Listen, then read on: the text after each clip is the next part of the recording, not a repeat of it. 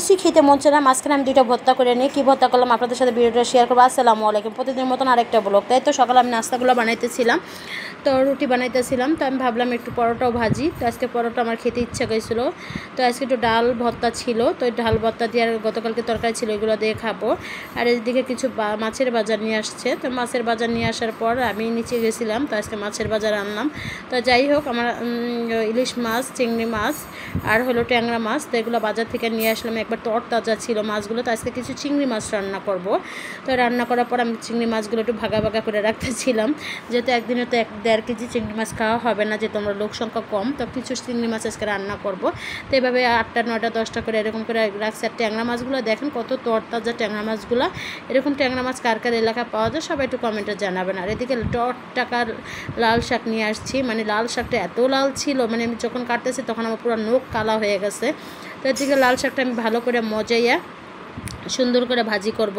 আর লাল শাকটা আমার প্রায় অনেক দিন ধরে খাওয়া হয় না, আমাদের বেশি মূলা শাক আর লাউ শাকটা খাওয়া হয়, কিন্তু লাল শাকটা অনেক কম খাওয়া হয়। আর এদিকে আমার মুখে, আমি যেহেতু আমার চিংড়ি মাছ অত পছন্দ না, লাল শাকটা মোটামুটি, তাই ভাবলাম আমার কিছু ঢাকাইয়া সিম আসছিলো আমার বাসায়, তো ওইগুলো আমি ভর্তা করব। তো এগুলো, আর এদিকে গাছে আমার কিছু ধনিয়া পাতা আসছিলো, তো আজকে মানে আমার কোনো কিছু না ভালো লাগলে আমি 2-1টা ভর্তা করে ভাত খাই, এটা সবাই জানেন আমি অনেক ভর্তা করে খাই। তো যাই হোক, এদিকে আমার গাছে ধনিয়া পাতাগুলো আজকে উঠাই নিয়েছি অনেকগুলো। এদিকে পেঁয়াজ মরিচ হালকা করে একটু ভর্তা করব। এরকমই হয় আমার, কারণ মাছ মাংস না খেতে মন ছিল, আমি মাঝে মধ্যে 2-1টা ভর্তা টর্তা করে খাই। আর আজকে ভাবলাম গাছে ধনিয়া পাতাগুলো এত গ্রান করেছিলাম, বারান্দা গেলেই গাছে ধনিয়া পাতা গ্রানে আমার মনটা ভরে যায়। আর এদিকে ঢাকায় সিমটা আমি সিদ্ধ করে কাঁচামরিচ দিয়ে বাইটা পরে লবণ দিয়ে দিয়েছি, আর পেঁয়াজটা একটু তেলে ভাজা নিয়েছি, যেহেতু আমরা কাঁচা পেঁয়াজ খাই না কোনো ভর্তাই। তো এই তো দেখেন ভর্তা রকম ইয়ামি ছিল। আর এদিকে লাল শাকটা ভাজি করব, তো ভাজি করার জন্য আমি সুন্দর করে বাগারে বসাই দিলাম।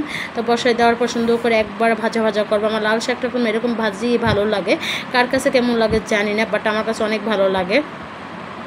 আর ওই যে মুখে রুচি না থাকলে, আমার কয়েকদিন ধরে জ্বর ঠান্ডা গেছে, আমার এখন মন চাই আমি ঝাল কিছু খাই।